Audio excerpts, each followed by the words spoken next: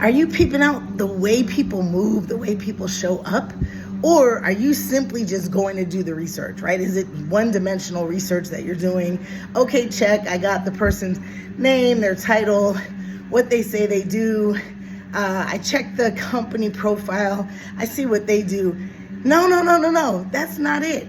So yesterday I'm talking to my mentee, and she's wanting to call on a gentleman, director of technology for an organization. So of course we go to his LinkedIn, and his LinkedIn profile, no banner, his picture, smiling in a suit, traditional suit, and his headline as the role that he is, and no about section, no posts, no shares, no comments, no nothing. Okay, so no shade here whatsoever, like, do you?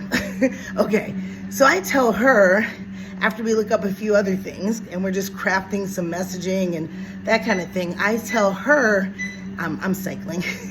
I tell her, because she's so energetic, she's so much a storyteller, she probably uses 1,000 words when somebody else uses 100, me, and that kind of thing, right? So I tell her, be sure when you first introduce yourself to this gentleman, you might want to say the words, the one thing is, the short answer is, because from what I can tell from the way he moves in the world, right, or moves on LinkedIn, he's a person of few words.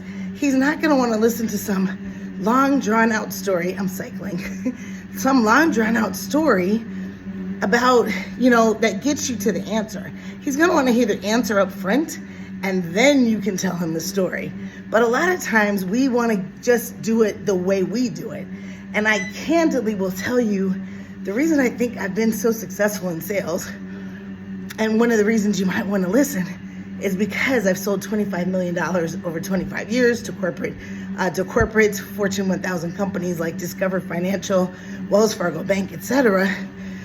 But one of the reasons I think I've been so successful is I'm able to adjust based on the person's temperament, based on who they are, how they process. I'm able to key into that pretty quickly because I grew up the shyest girl in the room. So of course I was always looking for the magic sauce of who the person was. So there's a tip. When you're looking at people's profiles, you're not just there to assess who they are and what they do. You're actually there to get a sense of how they move. Like, how do they process? How do they communicate? What is it they're looking for? And how do you communicate with them? I think sometimes we miss it. If you're looking for more videos like this, you can hit me on YouTube, subscribe, follow, etc. Stay inspired.